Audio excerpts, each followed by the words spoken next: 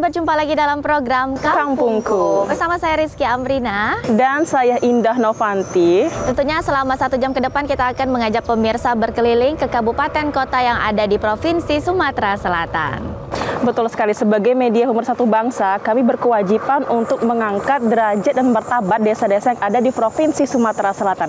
Dari mulai keunikannya, kreativitasnya, UMKM-nya, serta potensi-potensi yang ada di desa-desa Provinsi Sumatera Selatan. Betul sekali, untuk itu untuk pemirsa yang mempunyai informasi mengenai keunikan dan tradisi yang ada di Provinsi Sumatera Selatan, silakan hubungi nomor di bawah ini. Baik, Inov, yang pertama kita akan ke Kabupaten Musi Banyuasin, ini tepatnya di Kecamatan Lais, lebih tepatnya lagi di Desa Petaling 2. Tentunya di sini kita akan membahas mengenai makanan. Ini makanan yang selalu dicari dimanapun, karena makanan ini sebagai makanan pelengkap, tapi bukan makanan utama, sebagai makanan pelengkap, tapi banyak dicari oleh masyarakat. Betul sekali, yaitu kemplang ya. Kemplang ini seperti yang kita ketahui sangat cocok sekali di seluruh lidah kalangan masyarakat Indonesia.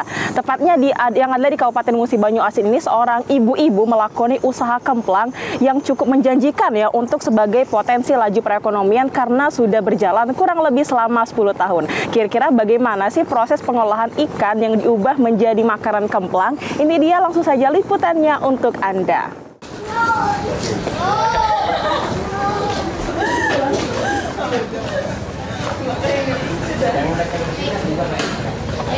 Setiap kabupaten kota pastinya menghasilkan olahan makanan yang satu ini. Makanan ini sebagai makanan pelengkap, namun selalu dicari penggemarnya. Seperti di Kabupaten Musi Banyuasin, tepatnya di Desa Petaling Dusun 2, di mana desa ini berada di pinggiran sungai yang disebut Sungai Batanghari Leko. Banyak warga Desa Petaling Dusun 2 membudidayakan ikan di sungai ini. Dan banyak juga warganya mencari ikan untuk diolah menjadi makanan yang menghasilkan rupiah.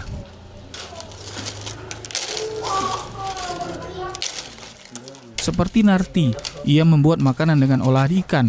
Makanan yang dihasilkan ialah kemplang. Kemplang yang dihasilkan menggunakan berbagai jenis ikan yang didapatkan di Sungai Batanghari Leko.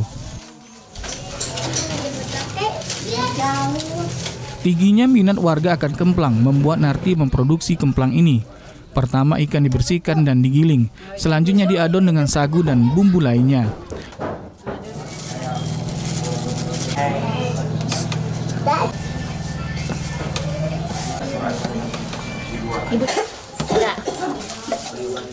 Setelah adonan jadi, dibentuk bulat pipih, lalu adonan dikukus.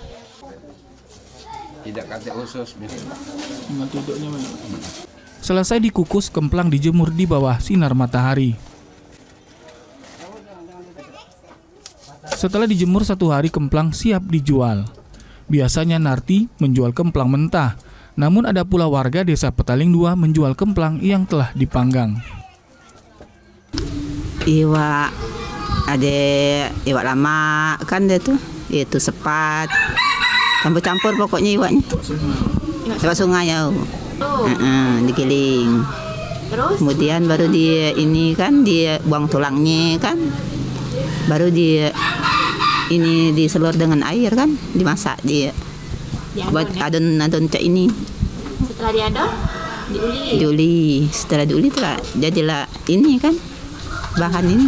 dicetak ya? Dicetak. Dibentuk. Sudah tuh dikukus? Dikukus. Sudah dikukus? Baru dijemur. Dijemur biasanya berapa lama, Bu? Selama 6 jam lah. Banyak. Tergantung dia itu nila kan. Dia punya kerupuknya kan. Kadang kurang kan itu kerupuknya, peminatnya banyak tuh. Ada kendala tidak, Bu? Apa kesulitan kalau produksi ini, Bu? Ikannya atau pakannya macam mana? Ikannya susah kan. Nak beli lagi susah, apalagi nak mencari dewe. Kenapa susah beli itu, Bu? Lah, mana ada orang yang jual. Oh. Kemplang biasanya dijual dengan harga Rp10.000 isi 30 kemplang dan dipasarkan di sekitaran Kecamatan Lais. Meski Desa Petaling 2 berada di pinggiran sungai, ternyata banyak pedagang kesulitan mendapatkan ikan. Sedikitnya penjual ikan dan juga faktor air sungai yang membuat ikan sulit dicari. Dukungan dan pembinaan dari pemerintah sangat dibutuhkan sebagai UMKM yang terkendala modal dan peralatan.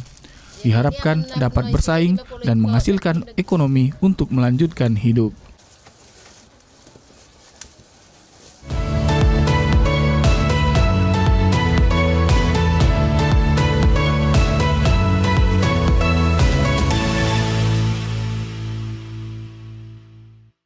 Karena desa ini memang berada di pinggiran sungai, jadi tidak heran memanfaatkan ikan yang ada di sungai untuk dijadikan produk yang bisa dijual dan juga bermanfaat nilai ekonominya. Ini juga bisa menjadi kreativitas untuk ibu-ibu lainnya. Jadi walaupun ibu-ibu di rumah saja, tapi bisa membantu perekonomian keluarga. Betul sekali Kiki, harga yang dijual pun cukup terjangkau ya, sekitar 10.000 mendapatkan isi sekitar kurang lebih 30 kemplang. Wow, banyak sekali ya. Dan ini masih mengenai makanan yang sama jenisnya, tapi ini agak berbeda sedikit karena kan kerupuk kemplang itu memang banyak jenis ikannya, ada yang digoreng, ada yang dipanggang. Nah, ini kita akan bahas kerupuk jange. Ini biasanya juga menjadi makanan yang sering dicari oleh warga, tentunya juga pemirsa sebagai makanan pelengkap. Dan ini dari anak kecil sampai juga orang dewasa ataupun juga orang tua, ini selalu menjadi favorit kemplang dan kerupuk. Benar sekali, kerupuk atau jange ikan ini dapat kita jumpai tepatnya di Kabupaten Ogan Ilir, tepatnya di Kecamatan Indralaya. Kira-kira bagaimana sih usaha yang dilakoni oleh warga sekitar Kabupaten Ogan Ilir ini dalam membuat olahan ikan menjadi suatu makanan cemilan atau makanan pendamping berupa kerupuk, jange ataupun ikan? Ini dia langsung saja liputannya untuk Anda.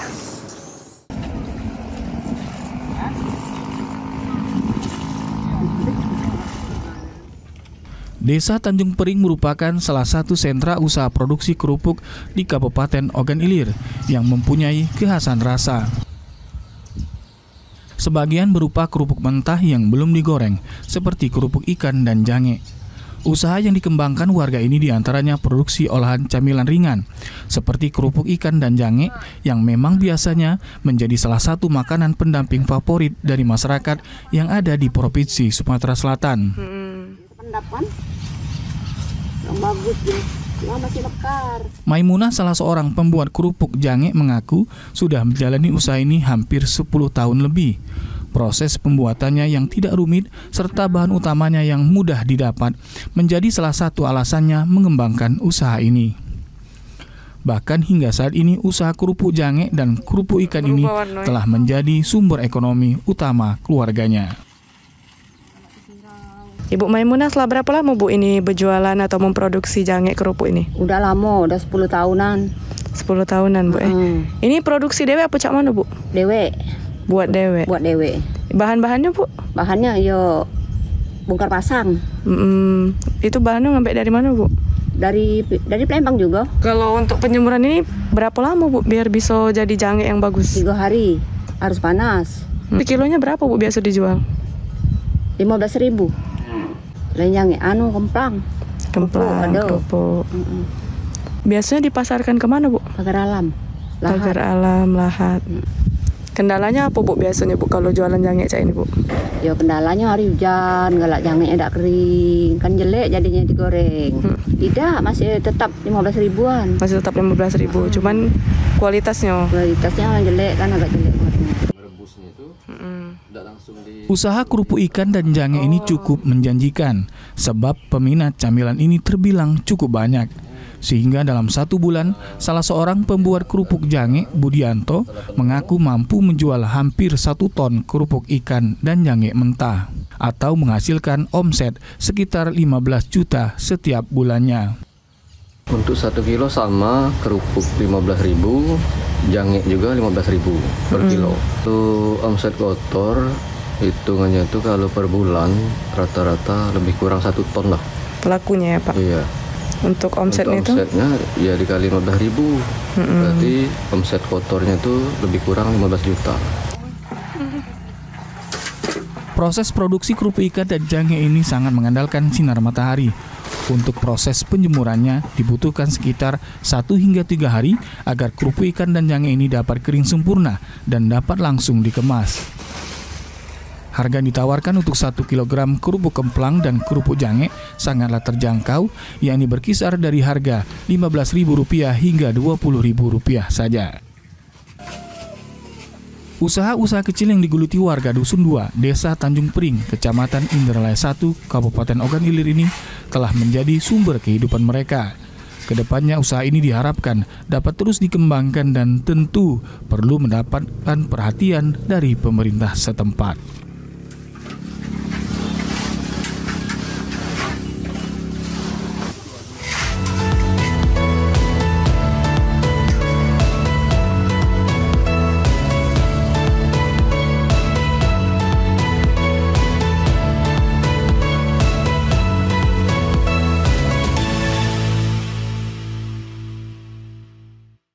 Memang untuk usaha kerupuk kemplang ataupun jange itu sangat menjanjikan ya. Banyak peminatnya karena setiap tempat makan pasti ada saja yang menyediakan kerupuk kemplang. Dan ini juga ternyata menjadi peluang usaha untuk pemirsa mungkin yang sudah lama ataupun masih ragu ya ingin buka usaha kerupuk kemplang.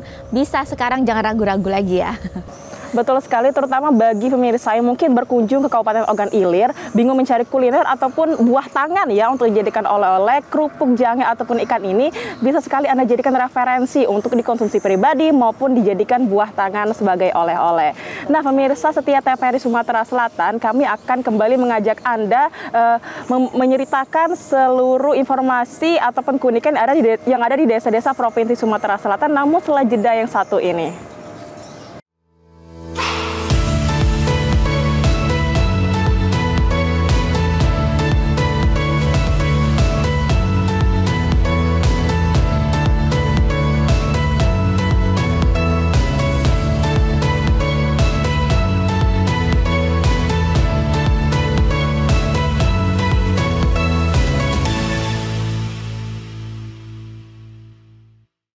Terima kasih pemirsa, Anda masih menyaksikan program Kampungku. Sebelumnya kita sudah berkeliling ke Kabupaten Musi Banyuasin dan ke Kabupaten Ogan Ilir.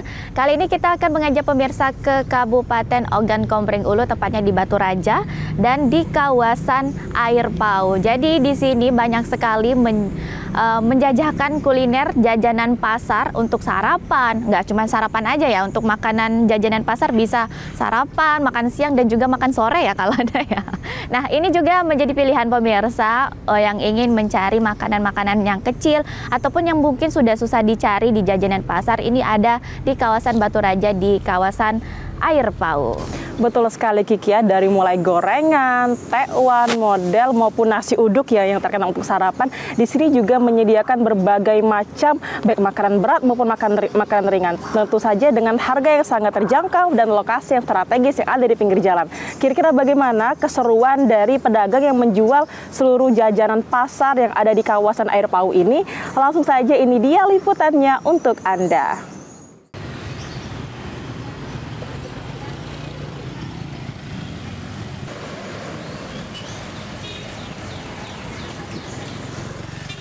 Di kawasan Air Pau ini dapat kita jumpai beragam makanan atau jajanan pasar.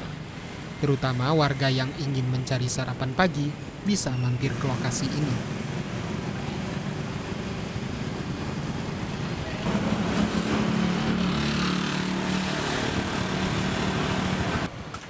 Makanan yang disajikan tepatnya di persimpangan Air Pau ini, mulai dari gorengan, bubur ayam, model dan tekwan, serta beragam jajanan pasar lainnya hingga ayam crispy.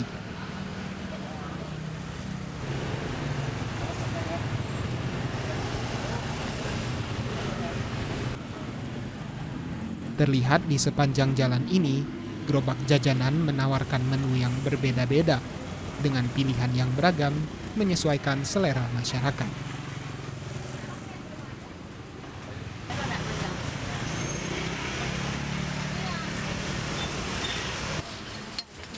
Kawasan Jalan Imam Bonjol atau yang akrab dikenal warga dengan persimpangan Air Pau ini masuk ke dalam wilayah Kecamatan Batu Raja Timur dan sudah dikenal warga sebagai tempat mencari sarapan pagi.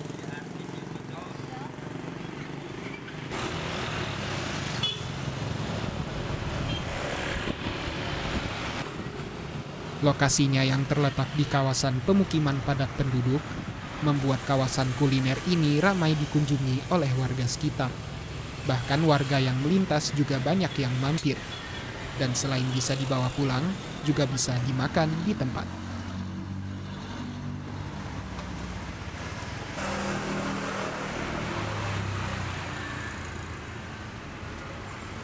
Selain banyaknya pilihan serta lokasinya yang strategis, kawasan kuliner Air Pauh ini memiliki daya tarik tersendiri di kalangan masyarakat Kota Batu Raja. Kita lihat modelnya menarik. Pas kita lewat tadi, kelihatannya menarik model. Pas ditanya, model apa? Model ikan kan. Ikan asli. Asli ikan gabus. Dan alhamdulillah setelah kita coba, memang enak punya. Bisa kita ajak kawan-kawan ke sini. Kalau memang rasanya enak dan memang pas di lidah, mungkin kita ajak kawan-kawan ke sini. Harganya terjangkau, merakyat, murah meriah.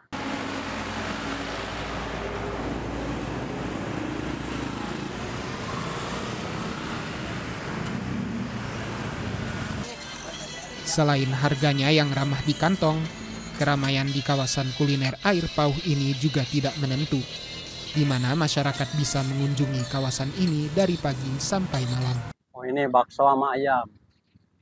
Ayam chicken. Buka dari jam 9-an, balik-balik jam 8-an malam. Kalau ramai itu tergantung sih, tergantung. Ya jarang-jarang jam berapa, kadang siang, kadang sore gitu. Kalau malam ya jarang-jarang, kalau malam jarang-jarang orangnya yang keluar gitu kan. Itu juga tergantung, itu kadang-kadang dapat dikit, kadang dapat banyak gitulah dari setorannya kan, ini masih nyetor lah.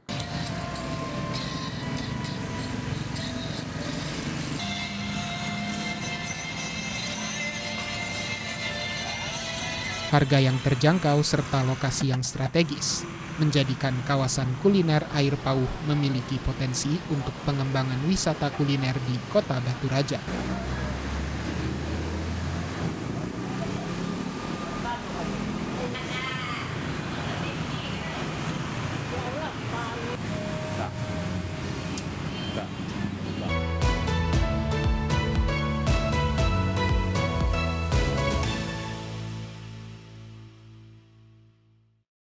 Karena sekarang ya banyak orang-orang itu lebih suka jajan daripada makanan berat ya. Apalagi kalau jajanan-jajanan jadul itu harganya lebih ekonomis, pastinya rasanya juga nggak kalah enak ya. Betul sekali, selain warga sekitar yang membeli makanan ini, pengguna jalan yang melintas juga sering nih Kiki mampir untuk sengaja membeli sarapan ataupun makanan untuk dikonsumsi ketika tiba di rumah. Oke, Kiki masih semangat? Masih dong. Dalam keadaan panas terik ini tidak menghalang semangat kita ya untuk menemani pemirsa yang ada di rumah. Selanjutnya kita akan ke Kabupaten Oku Selatan, namun kita tidak akan membahas tentang makanan kuliner lagi Kiki, tetapi kita akan membahas tentang kopi, yang mana kopi ini sangat terkenal di kalangan masyarakat, terutama di kalangan pemuda maupun pemudi yang mencintai kopi sebagai teman untuk nongkrong maupun bercerita di malam hari maupun sore hari. Betul sekali, tentunya juga kekayaan alam dari Kabupaten Oku Selatan yang juga terkenal dari danau-ranaunya ini juga membuat tanah di sekitar subur dan juga banyak warga memanfaatkan kesuburan tanah ini untuk bertanam tanaman kopi. Langsung saja ini dia liputannya dari Kabupaten Oku Selatan.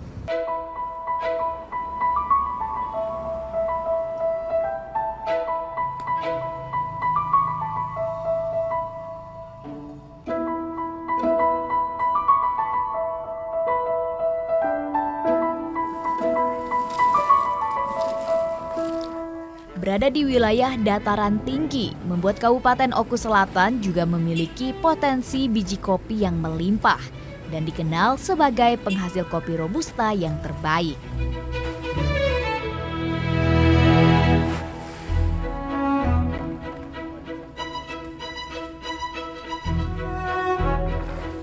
Desa Simpang Sender Selatan, Kecamatan BPR Ranau Tengah adalah salah satu daerah di Kabupaten Oku Selatan yang memanfaatkan potensi pertanian kopi untuk menopang perekonomian warganya.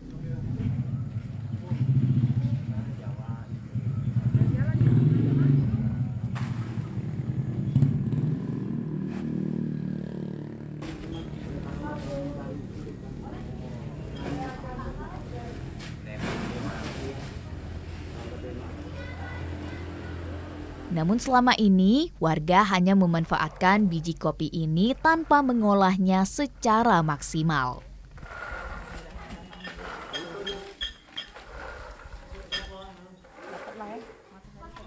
Melihat potensi biji kopi yang melimpah serta tingginya minat masyarakat setempat untuk mengkonsumsi kopi, membuat sosok Asep Rukman tertarik untuk mulai memproduksi kopi bubuk kemasan. Tujuannya untuk dapat meningkatkan nilai jual kopi yang dihasilkan masyarakat di sini.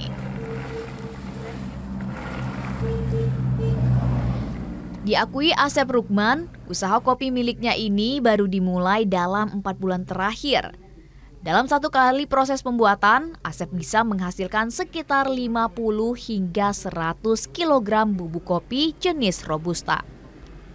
Kopi yang dihasilkan di sini memiliki ciri khas lebih harum dan bubuknya tidak mengambang. Kalau untuk aku khusus di kopi bubuk. Sudah dari kapan itu Pak mau memulai usaha? Belum lama, belum terlalu lama, baru sekitar 4 bulanan lah. 4 bulanan baru berguyur. Terus apa nih Pak yang menjadi motivasi Bapak untuk memproduksi kopi bubuk ini? Motivasinya karena pecinta kopi ini sangat banyak itu kan di untuk wilayah gitu nih. Jadi bagus untuk ke depan kan itu. Terus kopi di wilayah itu juga kan memang lumayan banyak dari bijinya. Jadi selain dari biji banyak, yuk kita produksi bubuknya juga. Pemasaran di warung-warung kecil kita pasar ke di sini, warung-warung kecil. Jadi ada yang mesen, terus ada juga yang memang numpang open di sini kan itu. Karena memang mayoritas pengopi gitu kan. Jadi lumayan bagus. Kalau ke daerah-daerah sudah ngirim Pak ke kota belum. Karena kita baru jadi belum sempat ngirim lah. Kalau alat semi modern sih, kalau manual tidak, modernnya tidak itu kan yang sedang lah. Tapi itu pribadi kita punya Pak? Pribadi, punya pribadi. Tapi kalau di sini Pak mayoritas memang pada penjual kopi atau baru kita nih Pak? Baru kita nih lah, baru kita.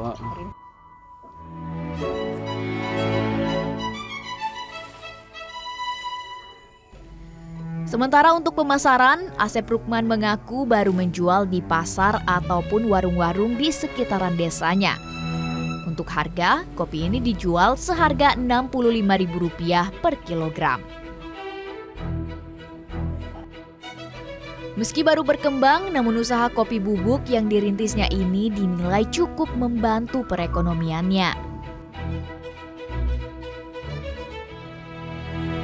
Diharapkan ke depannya pemasaran kopi bubuk dari Desa Simpang Sender Selatan, Kabupaten Oku Selatan dapat lebih luas, agar lebih dikenal oleh masyarakat.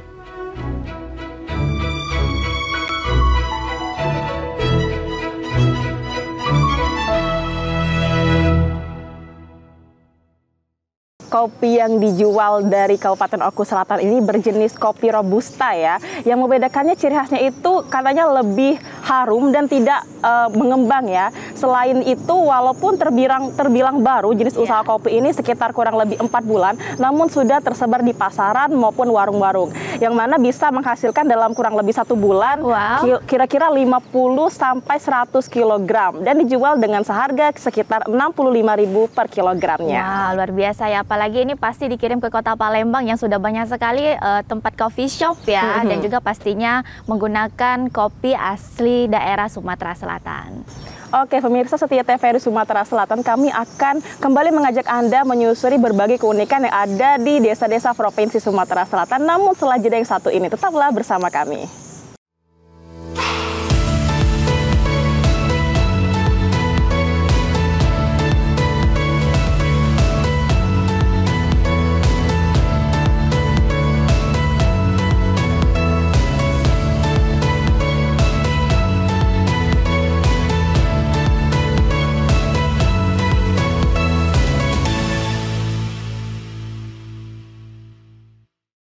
Pemirsa, Anda masih menyaksikan program Kampungku. Setelah sebelumnya kita membahas mengenai kuliner, kali ini kita akan membahas mengenai infrastruktur yang juga menjadi penopang perekonomian warga sekitar. Ini tepatnya di Kabupaten Musi Banyuasin.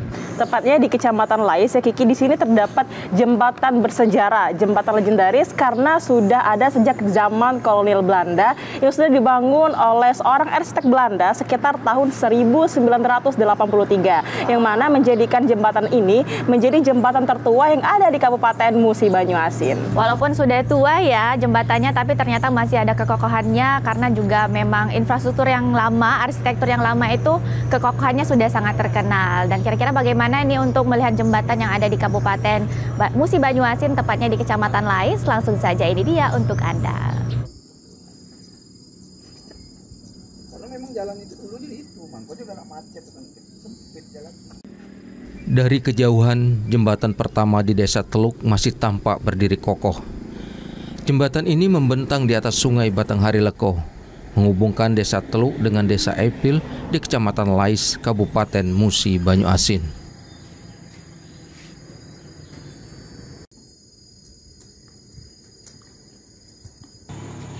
Berdasarkan sejumlah catatan, jembatan ini dibangun oleh seorang arsitek asal Belanda pada tahun 1938 dan diresmikan pada tahun 1941. Jembatan ini merupakan jembatan tertua di Kabupaten Musi Banyuasin. Dua kakinya tegak berdiri, menghujam bumi, membuat jembatan ini tetap berwibawa dan mempesona. Jembatan ini dapat dilalui oleh kendaraan roda 2 dan 4. Untuk kendaraan roda 4, pengemudi harus menjalankan kendaraannya secara berhati-hati mengingat terbatasnya lebar jembatan. Pada awal pengoperasiannya, jembatan ini hanya dapat dilalui kendaraan secara bergantian. Jembatan ini memiliki lebar 4 meter dengan panjang mencapai 140 meter. Keberadaannya sebagai sarana pendukung transportasi masih memiliki arti, karena di ruas jalan dari dan menuju jembatan terdapat pemukiman penduduk.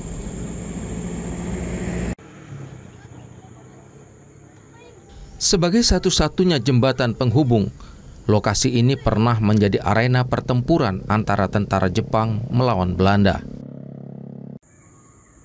Sejumlah catatan menyebutkan, jembatan Teluk 1 disebut juga jembatan Teluk Rotterdam. Bentuknya sepintas mirip dengan Van Brienoord Bridge yang berada di kota Rotterdam, Belanda. Untuk memudahkan lalu lintas kendaraan, terutama truk bertonase besar, pemerintah pada 2007 membangun jembatan Teluk 2 yang lebih lebar. Jembatan Teluk 1 sampai saat ini masih tetap difungsikan sebagai sarana lalu lintas angkutan orang dan barang dalam jumlah terbatas. Sebagai peninggalan bersejarah, jembatan Teluk 1 atau jembatan Teluk Rotterdam menjadi lokasi yang sering dikunjungi remaja dan anak muda untuk menghabiskan waktu luang.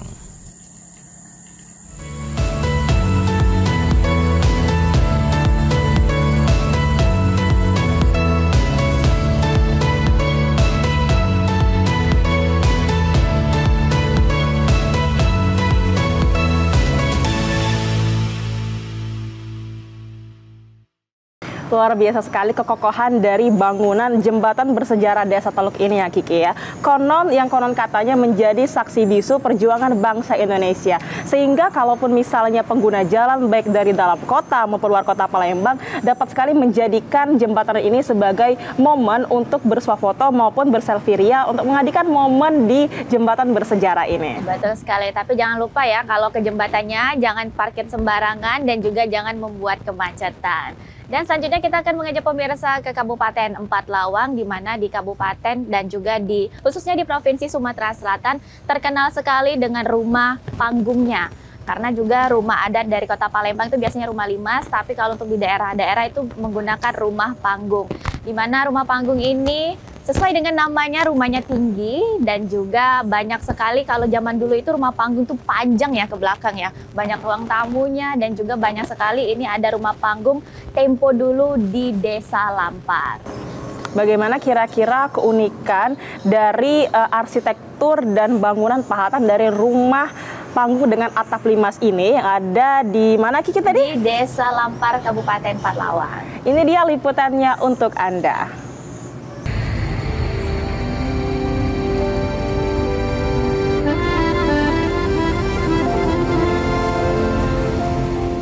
Meski zaman perlahan berubah, namun rumah panggung dengan atap limas masih banyak berdiri kokoh di desa ini.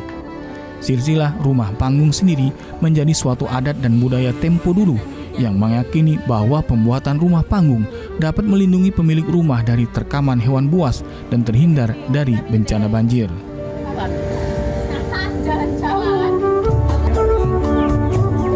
Konsep rumah panggung sebenarnya memiliki skenario antisipasi dan pencegahan. Secara sederhana dapat dijelaskan bahwa konsep rumah panggung adalah bangunan berkaki di mana dasar bangunan diangkat ke atas sehingga tidak menyentuh tanah. Jarak lantai bangunan dari tanah sekitar 3 meter.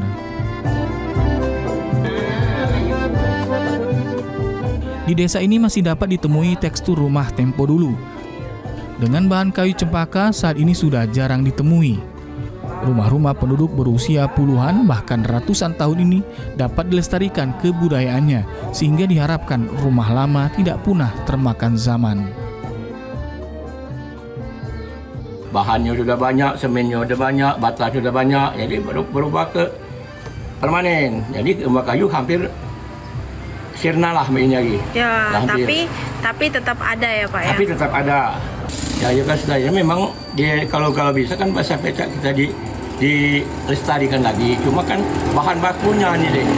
Bahan bakunya ini ada kayu-kayu sulit nih nih. Ya sulit. Ya kan di bukit-bukit habis kalau ini kalau digarap masyarakat kalau nah. Jadi kan bahan bakunya ini sulit ini. Karena kalau ada masih bahan bakunya masih ada, ya mungkin masih terus orang bikin rumah panggung ini. Hingga saat ini persoalan bahan baku kayu menjadi masalah utama, pembabatan hutan yang tak terkendali dan kurangnya kesadaran generasi kita untuk mengganti hutan yang ditebang membuat keberadaan bahan baku rumah panggung juga menjadi ancaman.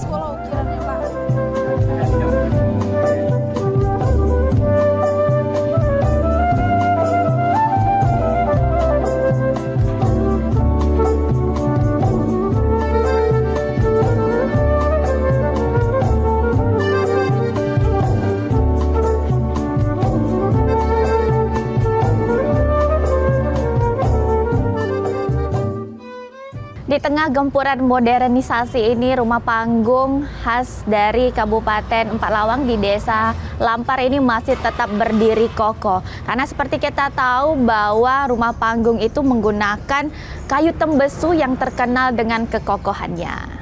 Betul sekali, kalau kita lihat ya di zaman sekarang ini rumah panggung dengan atap limas itu sudah jarang ditemui ya Kiki ya. Namun di Desa Lampar ini banyak dijumpai sehingga dapat dijadikan sebagai potensi wisata yang bersejarah. Nah pemirsa setia TVRI Sumatera Selatan, kami akan mengajak Anda menyusuri keindahan dan keunikan desa-desa yang ada di Provinsi Sumatera Selatan. Namun setelah jeda yang satu ini tetaplah bersama kami.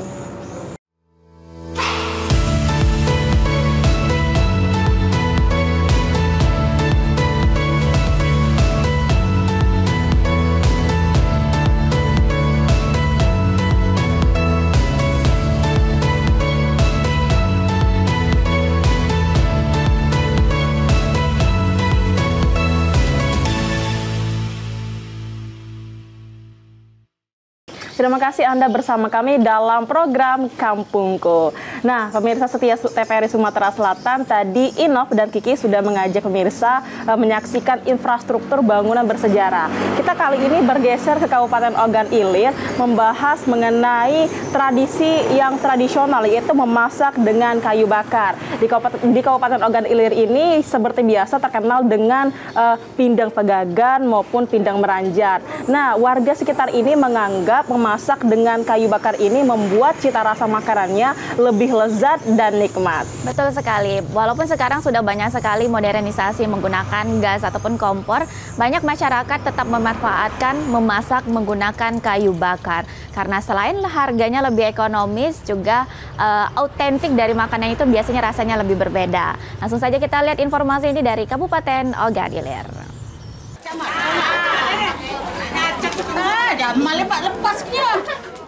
Kabupaten Ogan Ilir cukup dikenal sebagai tempat kuliner makanan khas. Sebut saja seperti makanan pindang, yang seringkali mendapat julukan nama dari daerah-daerah yang ada di Kabupaten Ogan Ilir. Seperti masakan pindang, ada yang namanya pindang meranjat, Ada juga namanya Pindang Pegagan, yang semua nama tersebut adalah nama di daerah yang ada di Kabupaten Ogan Ilir.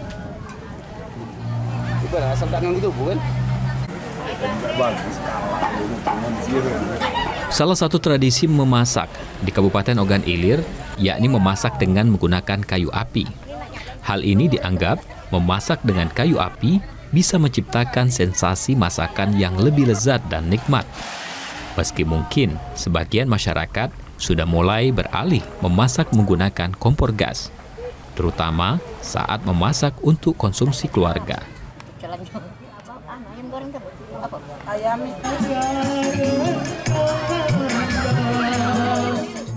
Suryani, salah seorang warga menyampaikan, yang paling terasa sekali bedanya dari hasil masakan akan terasa cita rasa yang kuat dengan menggunakan kayu api.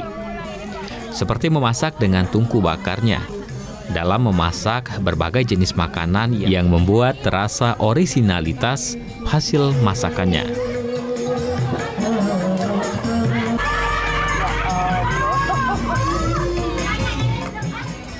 Pepes ikan patin bakar misalnya, dengan menggunakan tungku kayu api, semakin membuat rasanya gurih. Dengan aroma daun pisang yang terpanggang api, semakin menguatkan rasa harumnya. Boleh dijelaskan tradisi masak-masak saat pernikahan, Bu? Ya, ini untuk di kampung kami tradisinya untuk pernikahan masak-masak sama kayu, menghemat biaya. Ini supaya cepat masak. Kalau masak dengan kompor dengan kayu beda, masih enak masak dengan kayu. Kalau di kampung, entah kalau di tempat lain. Oke, kalau dengan masak kayu, kalau kayak nasi nih dimasak dengan kayu ini beda, Bu, rasanya memang. Ya, di sini memang dimasak dengan kayu dikukus. Oh, dikukus, Bu, ya. Oke. Kalau untuk dapat ke kayu ini biasanya kalau ngambil di mana, Bu, kalau daerah kita? Kayu kadang tuh beli, kadang tuh ngambil di hutan, di masih kebun. Banyak ya, masih banyak kebun, Bu, ya.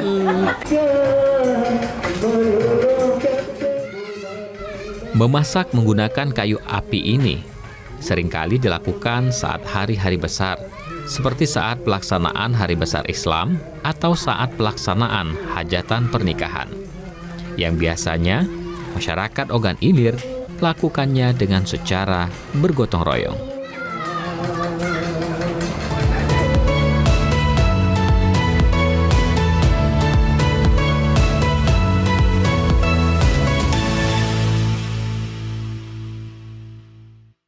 Selain menghasilkan cita rasa yang lebih gurih bagi warga sekitar, makanan ini diolah dengan gotong royong dari bantuan ibu-ibu sekitar Kabupaten Ogan Ilir, karena selain menyajikan menghasilkan makanan dengan cita rasa yang gurih, juga membangun ikatan kekompakan silaturahim antar warga. Terutama juga Kiki, masakan dengan kayu bakar ini biasanya dimulai atau dilakukan di hari-hari besar Islam. Betul sekali, seperti sebelumnya itu di Hari Raya Idul Adha ya, karena kan biasanya ada pemotongan hewan kurban dan juga banyak ibu-ibunya yang memasak untuk bapak-bapak yang sudah menjalankan pemotongan hewan kurban. Ini juga sebagai gotong royong yang masih terlaksana di beberapa desa, walaupun sebenarnya di kota masih ada sedikit ya, tidak seramai di desa-desa.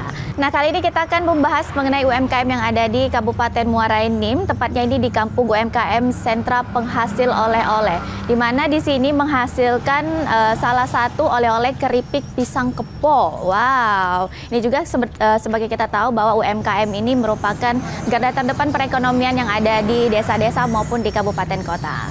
Betul sekali. Kalau bicara tentang keripik pisang, Kiki suka nggak keripik pisang? Oh, tentunya ya. Saya merasa keripik pisang ini digandrungi oleh seluruh kalangan masyarakat Indonesia. Nah, jadi mungkin pemirsa setia TVRI Sumatera Selatan barangkali sedang berkunjung ke Kabupaten Muara Enim yang hendak mencari oleh-oleh atau ingin mencicipi kuliner nih yang ada di Kabupaten Muara Enim. Cita rasa pisang kepok ini dari keripiknya bisa sekali Anda jadikan referensi untuk dikonsumsi pribadi maupun dijadikan buah tangan. Kira-kira bagaimana pengolahan maupun cita rasa dari keripik pisang kepok ini? Ini dia langsung saja liputannya untuk Anda.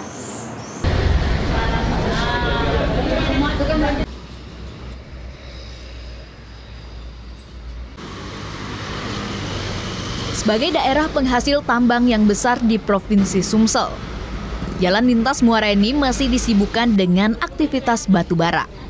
Namun di Desa Karangraja, Kabupaten Muara Enim, penduduk asli desa ini tidak demikian. Yang panjang, yang tidak yang. Warga asli Muara Enim ini mengelola produk pertanian hasil cocok tanam mereka sendiri, salah satunya pisang kepok. Pisang kepok yang memiliki ukuran lebih besar ini biasanya digunakan untuk sarapan oleh warga di pagi hari. Namun penduduk desa ini mendapatkan ide untuk menjadikan buah pisang sebagai produk UMKM yang bisa dikirim ke luar kota dan memiliki cita rasa gurih, asin, dan manis. Dengan bantuan para tetangga, produk olahan dari pisang kepok ini diolah menjadi keripik pisang kepok oleh Elsie. Dengan proses yang sederhana dan bahan baku pisang, minyak, dan alat serut, keripik pisang ini diolah menjadi produk oleh-oleh yang berhasil membangkitkan ekonomi warga Desa Karangraja.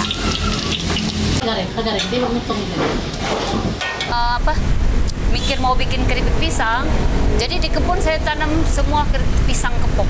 Terus juga sama keluarga gitu ya, sama teman-teman yang punya kebun itu juga saya kasih bibit, kamu tanam ini, ntar buahnya itu pasti saya ambil, pemasarannya saya ambil.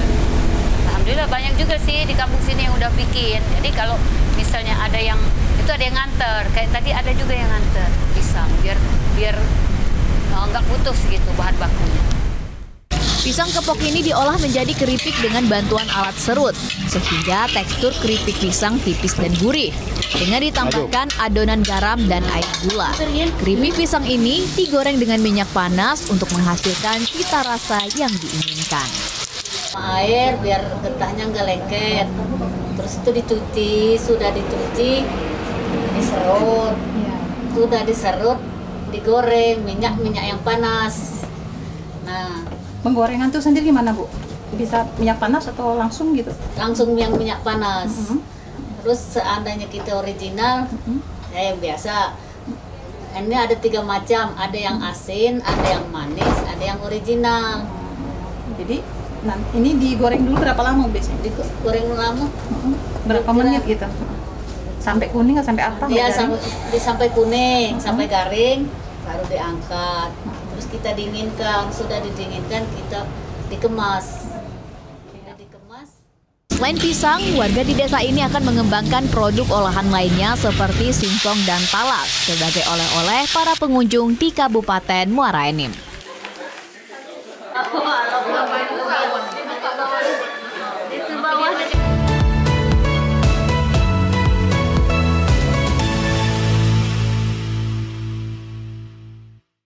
Wah, Inop, ternyata tidak terasa ya kita sudah 1 jam menemani pemirsa, mengajak pemirsa berkeliling ke kabupaten kota yang ada di Provinsi Sumatera Selatan. Betul sekali, sayang sekali Kiki ya, informasi tadi sekaligus menutup perjumpaan kita pada episode Kampungku kali ini.